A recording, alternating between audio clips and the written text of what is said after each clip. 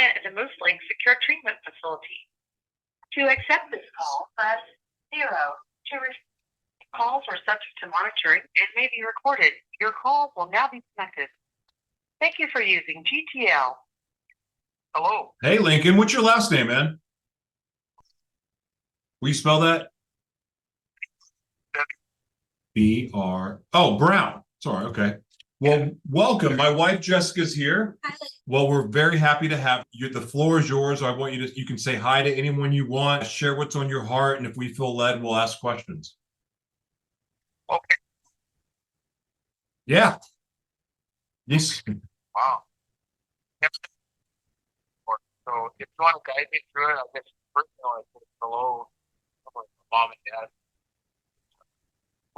This whole thing. This now this month. I want two sisters and my brother. And yeah, those are the people that have stuck by me through all of this. So hello. 30 years. Yeah. Are you numb to your environment? Yeah, you sound very at ease and like almost light, like peaceful. Are you at peace? No, you read my little diary. Out of bed and put on this kind of mask. Sound like this, but no, well, I'm not. I'm not at. I've got a personality. You don't sound like a villainous type at all. You sound like you're in a very sane state of mind. Well,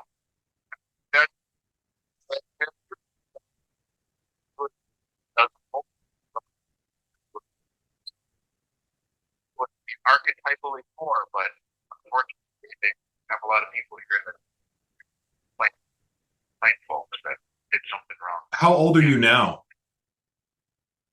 I'm 47. So you've been there since you were 17? I was 17. So I've been here since I was 90. 2 years of, and that previous thing that I said earlier, in no way do I want to make light of the fact that the nature of my crime and what I did, none of that business. I don't know that it did. But you don't, well, here's the thing, like you've gone through, I mean, I don't know what your situation is, but you've had 30 years to apologize, and I'm sure you've done it 30 years worth already. So, I mean, you don't have to like, you don't, no, you're good. Like your attitude, all of that, healthy sounding to us. And I don't expect anyone to come in here and grovel. And I also expect that everyone that's called, for what they did, I mean, they've all, like, hey, I'm remorseful for it, but you can only beat yourself up for so long. So good for you. But with that said, what the heck did you do? I mean, you were 17 years old, and like, what could you have possibly done to be there? Well, and it's not what we did that got us here per se. It's the likelihood of ever committing a crime. So this has been said and knocked around before about, it being pre-crime or preventative detention. And really, most of the folks here have already done their time. And to answer the question, what did I do to send myself down this road, is that I offended against a family member. And for sake of their privacy and out of respect to them, I can tailor the details of that to, when that occurred. And that business, if you want details, I'll share them with you. Please. First degree criminal sexual conduct. It was against a family member who is 6 years younger than me. I was 16. And what I did was bad. And there are numerous things that also didn't put and recover from. So what I did was bad. Well, that's that. I don't believe that I was violent, but being an older person, older, and then delicate age, where difference in size and intelligence is such a margin, with only within 6 years, it was definitely a vulnerable, difficult place that I put this person in. Over the course of through the winter, into a later part of the year, my account and this person's account differs, but not in terms of the actual. And then when I went to juvenile detention, I had a number of crimes that were. I want to ask you, I asked this question to one of the other guys earlier, but that happened so you're 16, so you're old enough, like at that time period. I mean, I remember when I was 16. Do you have nightmares or flashback dreams or anything like that over what happened back then? Well, I don't have any remaining desire or arousal looking at things that they did. So that's out of the picture. I've simply matured. I enjoy adult people, adult sex, adult relationships. And so that was a time of my life that it's a chapter that's pretty well closed. And in fact, forgiveness, a relationship, for which I'm very thankful. I believe in the opportunity to grow and for that other person. I don't hang on to much. So in terms of pretty well resolved. Can I ask, what do you think, where did it stem from? What caused the incident or multiple incidents? But what started it? Why did you do it? Go round and round on a constant.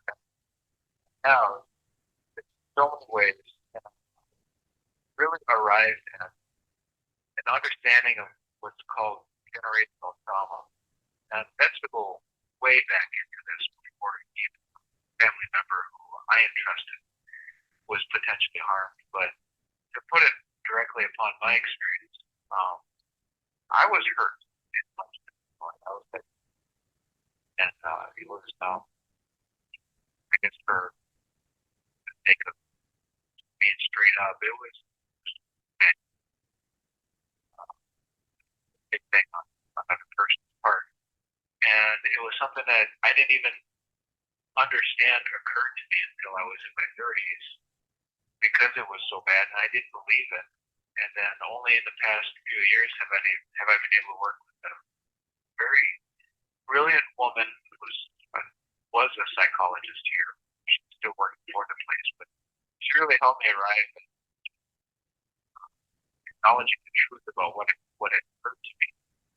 And now that I know and believe that such a thing occurred, it helps me understand that what I was doing when I was 16 to someone else was trauma and arousal that was imprinted upon my body when I was like 7 and 8 years old.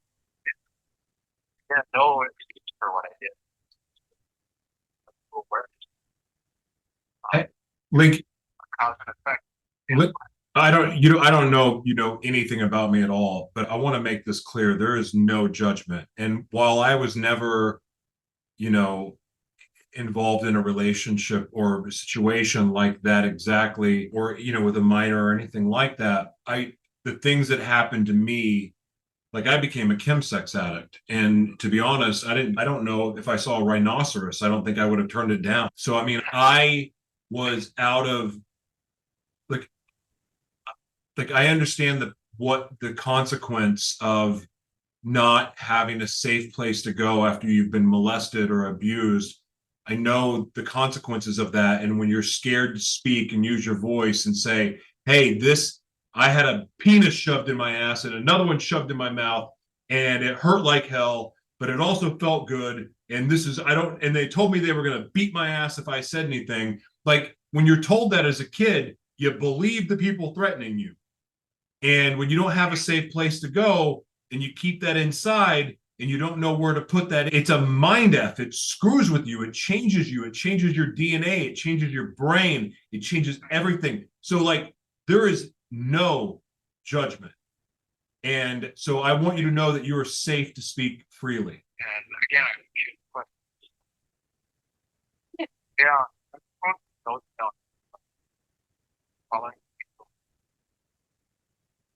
What?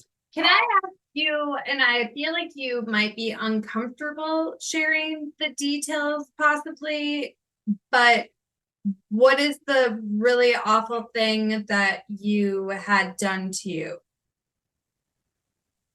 No, people that know that it's something that I'll keep to me because it's just bad. I know I'm not here to shock anyone.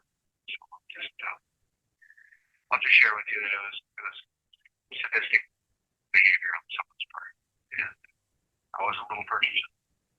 We'll leave it at that. That's fair. I get it, man. Let me ask you this. What would you say?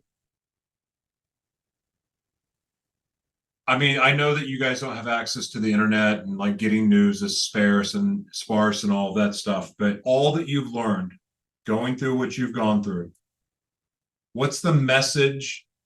It's a two-part question. What's the message that you would give to parents that have children?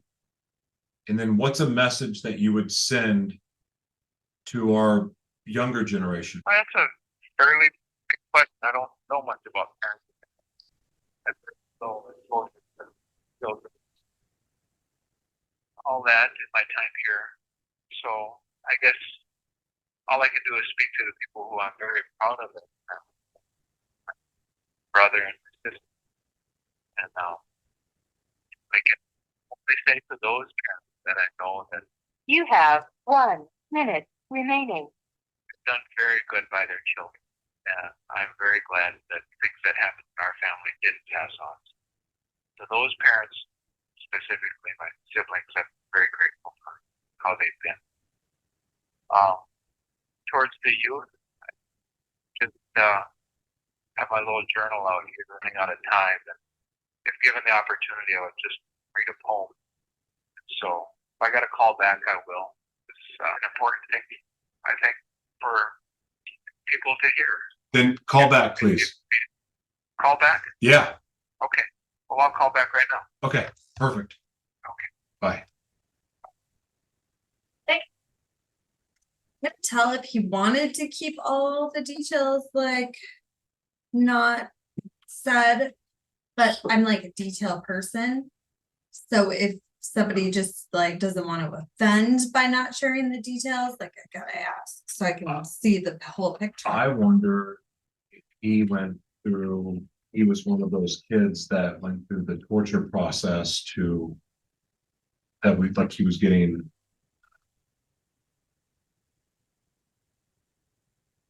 you know, when they try to adrenalize blood. Maybe, but like that's what's wrong with not having details, is it could be something that extreme, or his idea of really bad could be like, you know, something that you've done 25 million times. Yeah, I guess bad's relative. Because I mean, like for me, I can't judge any of the people that I've ever talked to on this. I haven't done any of that, but I can't judge because I know the vile shit that I did.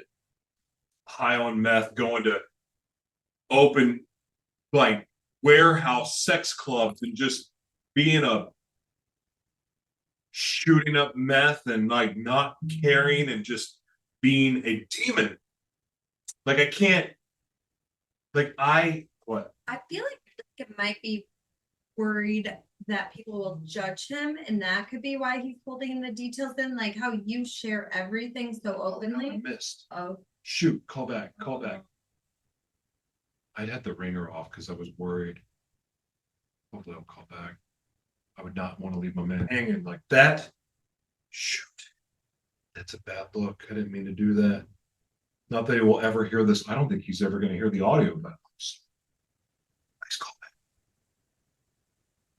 I'm not like well, which facility is he in? MSOP. Okay, so we can mail Lincoln Brown a letter to call back. Yeah, hopefully they'll call back.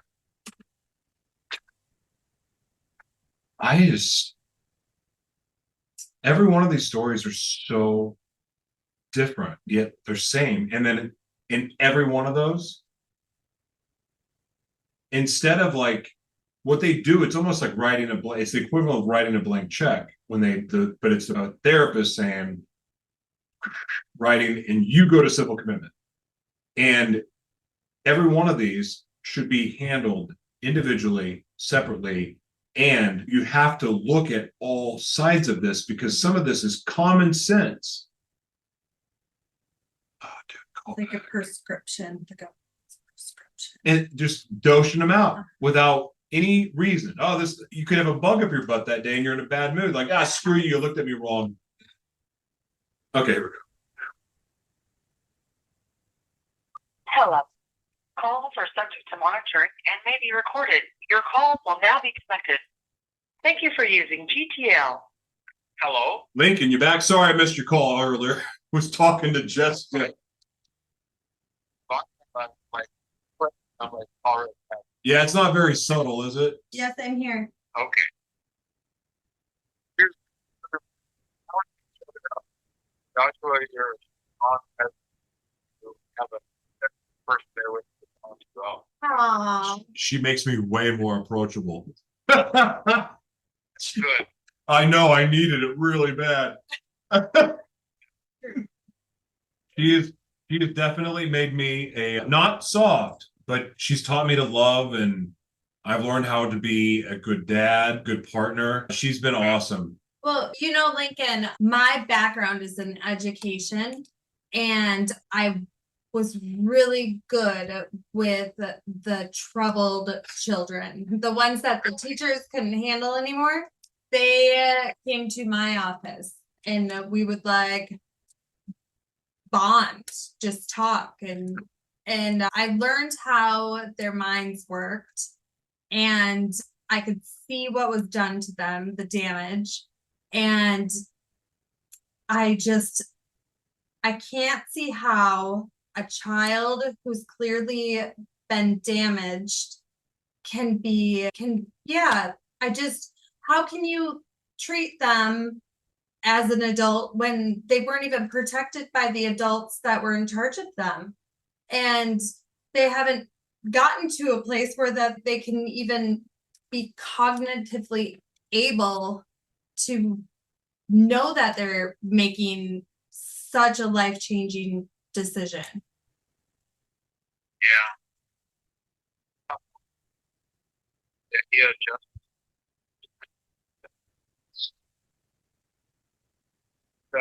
trouble. Hey, Lincoln, I don't want to go. I apologize in advance for going back to the question about what happened to you.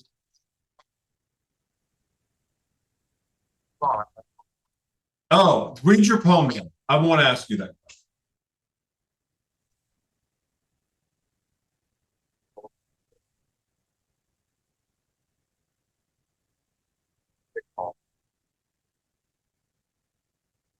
What we call justice was called 1,000 years ago.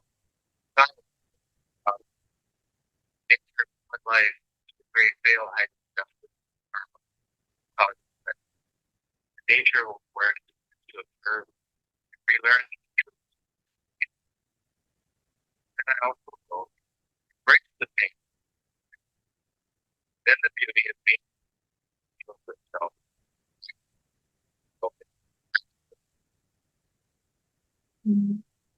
Of what we know. That was Thank you. beautiful. Thank you. God bless you, brother.